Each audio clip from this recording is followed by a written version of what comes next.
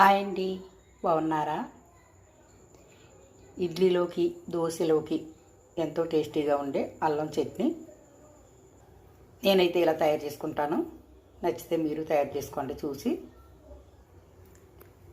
100 గ్రాముల అల్లం, 100 గ్రాముల చింతపండు, కొన్ని మనం తినే కారం బట్టి ఎండుమిరపకాయలు, పచ్చి వేయొద్దు, ఎండుమిరపకాయలు వేసుకోవాలి, బెల్లం ఎక్కువ వేసుకోవాలి, మిరపకాయలు అయితే తక్కువ వేసుకోవాలి, కారం ఘాటు ఎక్కువ ఉంటుంది. ఇది అల్లం.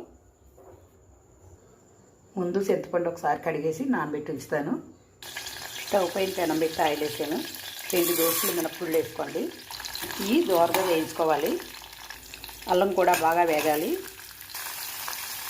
కొంచెం జీలకర్ర, ఎండుమిర్చి ఇవన్నీ బాగా వేగే వరకు వేయించాలి. దించేసేటప్పుడు ఎల్లుల్లిపాయలు, కొంచెం ఇంగువ. ఇదంతా చల్లారింది, మిక్సీ పట్టుకుందాం. మన టేస్ట్కి తగ్గట్టు సాల్టు. ఇది మిక్సీ పట్టుకుందాం. నానబెట్టి ఉంచిన చింతపండు వేసుకోవాలి, బెల్లం. ఇప్పుడు మళ్ళీ మిక్సీ పడదాం. ఈ టైంలో సాల్ట్ చూసుకుని చాలా కొత్త వేసుకోండి. తక్కువైంది వేసుకుంటున్నాను.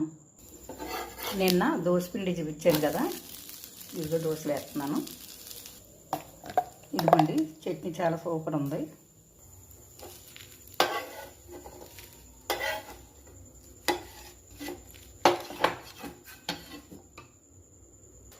ఈ అల్లం చట్నీ ఫ్రిడ్జ్లో పెడితే 4 రోజులైనా ఉంటుంది. చేసుకుని అలాగా ఫ్రిడ్జ్లో పెట్టుకుని మనకి కావాల్సినప్పుడు వేసుకోవచ్చు. నాని వీడియోలు చూసి ఊరుకుంటున్నారు. చిట్టుపొట్టి చేతులతోటి సబ్స్క్రైబ్ చేయమని చెప్పండి మీ నాన్నకి. మళ్ళీ కలుసుకుందాం.